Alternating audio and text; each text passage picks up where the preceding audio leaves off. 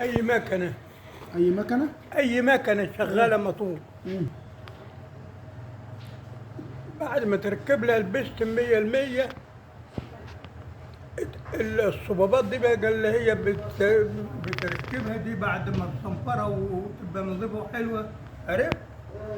وتركبها بقى تظبط الجلاشات اللي بنربطها من فوق دي، ايوه. تخلي الصباب واخد مشواره بس مش محمل ولا حاجه.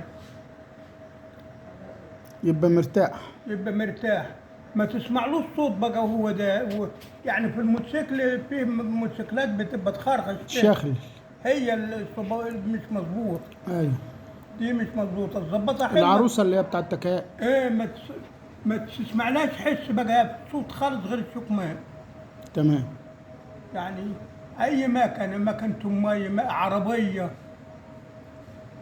ال- الانضباط بعد البستم الحلو، لازم الصبابات دي تتظبط حلو. ما اكيد طبعا، ما انت الحاجات دي مرت عليك كتير. ما بقول لك ايه، شوف انضباط البنزين، عرفت؟ امم. والصبابات دي ايوه.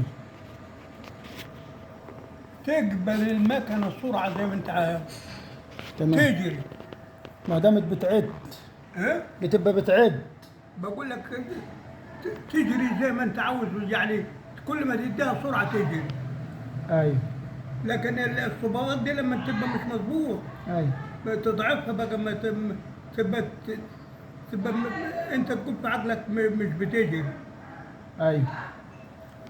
الرشاش الرشاش بتاع الغاز والصبابات دي لما يبقى مظبوطين، تبقى المكنه مخليه الميه اللي طالعه منها زي الارتوازي، عامله ريم من السرعه بتاعتها. ايوه. في الحوض بتاعها. تمام. لكن تبقى ملخومه الصبابات، تخرخش وتخبط ويحصل فيها يبرطش البتاع الوفر ده، يبرطش الصباب من فوق اللي بيخبط ده، ايوه. يبرطش من فوق. تمام. لكن لما يبقى مظبوط ما يبقاش محملين على بعض. ما يعني واخد مشواره بس مفيش تخبط. تمام.